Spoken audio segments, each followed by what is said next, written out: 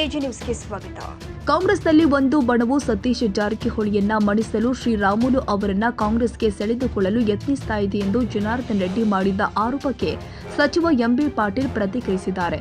ಈ ಕುರಿತು ಮಾಧ್ಯಮಗಳೊಂದಿಗೆ ಮಾತನಾಡಿದ ಅವರು, ಸತೀಶ್ ಜಾರಕಿಹೊಳಿ ಅವರನ್ನ ಮಣಿಸಲು ಯಾರಿಂದಲೂ ಸಾಧ್ಯವಿಲ್ಲ ಎಂದಿದ್ದಾರೆ. ರಾಮುಲು ಬರೋದು ಬಿಡೋದು ಪಕ್ಷ ಹಾಗೂ ಹೈಕಮಾಂಡ್ ನಿರ್ಧಾರ ಮಾಡಬೇಕು. ಆ ವಿಷಯ ನಾನು ನಿರ್ಣಯ ಮಾಡೋದಲ್ಲ ಎಂದು ನುಡಿದ ಎಂಬಿ ಪಾಟೀಲ್, ಸತೀಶ್ ಜಾರಕಿಹೊಳಿ ಹಿರಿಯ ಮುಖಂಡರಾಗಿದ್ದು ಯಾರಿಗೂ ಅವರನ್ನ ಮಣಿಸುವ ಉದ್ದೇಶವಿಲ್ಲ ಎಂದು ಹೇಳಿದ್ದಾರೆ.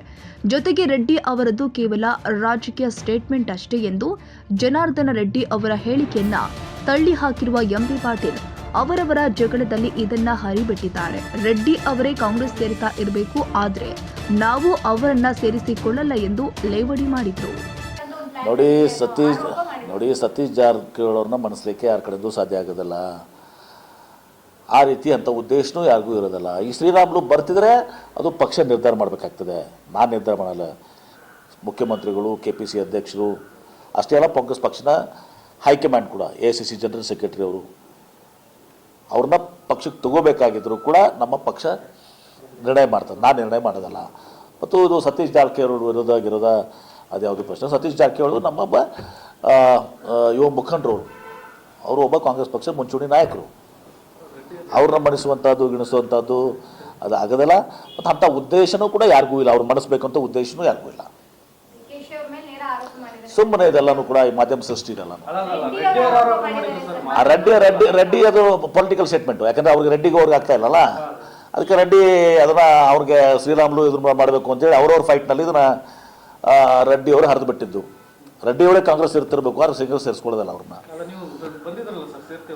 ಸೇರಿಸ್ಕೊಳ್ಳಲ್ಲ, ನಮ್ಮಲ್ಲಿ ಸೇರಿಸ್ಕೊಳ್ಳಲ್ಲ, ನಮ್ಮೆಲ್ಲ ಸೇರಿಸ್ಕೊಳ್ಳಲ್ಲಪ್ಪ. ಸರಳವಾಗಿ ಪಕ್ಷದ ಹೈಕಮಾಂಡ್ ನಿರ್ಧಾರ ಮಾಡ್ತದೆ.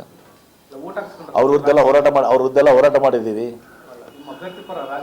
ನನಗೆ ಗೊತ್ತಿಲ್ಲ ಊಟ ಹಾಕಿದಾರ ಇಲ್ಲ ಅಂತೇಳಿ. ಊಟ ತೋರಿಸಿ ಹಾಕ್ತಾರಾ? ಆಯಿತು, ಬಂದು ಊಟ ಹಾಕಿರ್ಬೋದು, ಹಾಕಿದಾರೆ ಗೊತ್ತಿಲ್ಲ ನಮಗೆ. ಕನ್ನಡಿಗರ ಮೆಚ್ಚಿನ ನಿಮ್ಮ AJ 24/7 ನ್ಯೂಸ್ ಕನ್ನಡ ವಾಹಿನಿ ಇದೀಗ ಟಿವಿಯಲ್ಲಿ ಲಭ್ಯ. ವೇಳೆ ನೋಟಿಸ್ ಕೊಟ್ಟಿದ್ರೆ ವಾಪಸ್ ತಗೋತೀವಿ. ಇವತ್ತು ವಕ್ಫ್ ಪ್ರಾಪರ್ಟಿ ಅಂತೇಳಿ ಬರ್ತದೆ ಅಂತ ಹೇಳಿದ್ರೆ ರೈತರು ಬೀದಿಗೆ ಬಂದು ಏನ್ ಮಾಡ್ಬೇಕಾಗತ್ತೆ? ಯಾರು ವೋಟ್ ಹಾಕಿಲ್ಲ ಅಂದ್ರೆ ಗ್ಯಾರಂಟಿನೆಲ್ಲ ಸ್ಟಾಪ್ ಮಾಡ್ಬಿಡ್ತೀವಿ.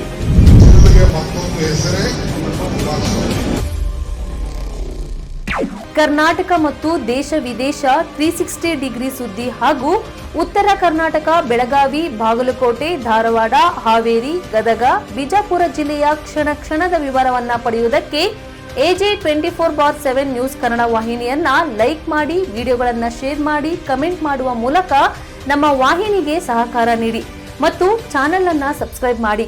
ಧನ್ಯವಾದಗಳು.